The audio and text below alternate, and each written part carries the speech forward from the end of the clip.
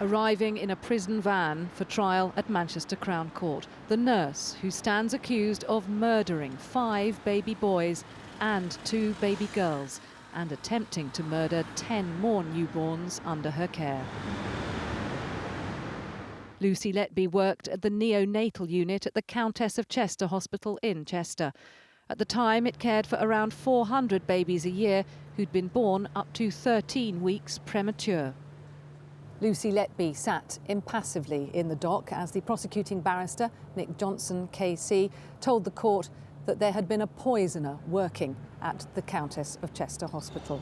Babies deteriorated unexpectedly, and he said, defying the normal experience that the doctors didn't respond to treatment. When the doctors searched for a cause, he said they found one common denominator.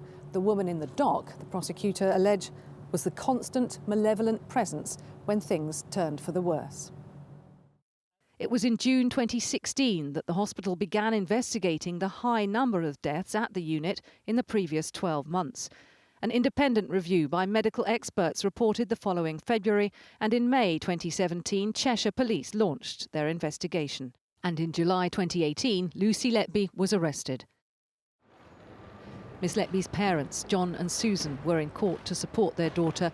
The families of some of the alleged victims are also in court, their anonymity protected by a court order.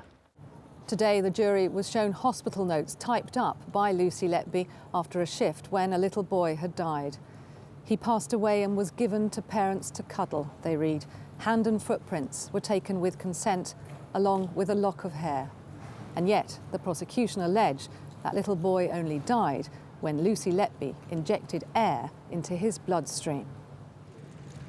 This will be a long and complex trial. The jurors have been told it could last 6 months. Lucy Letby denies all the charges. Well, we can cross now to Kathy in Manchester. Kathy, some difficult details in court today, and this was just the start of a long and a complex trial too, isn't it?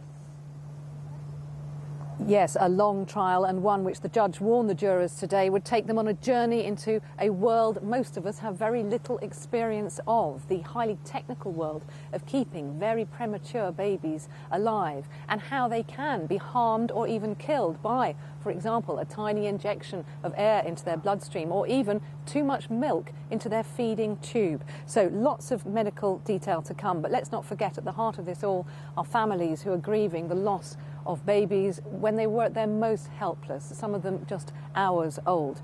Mr. Justice Goss, the judge, did say this case of this kind is bound to provoke an instinctive reaction of horror, but he urged the jury to put aside their emotions and said they must judge the facts calmly, fairly and dispassionately. OK, and we'll be keeping across this trial for you. For now, though, Catherine in Manchester, thank you.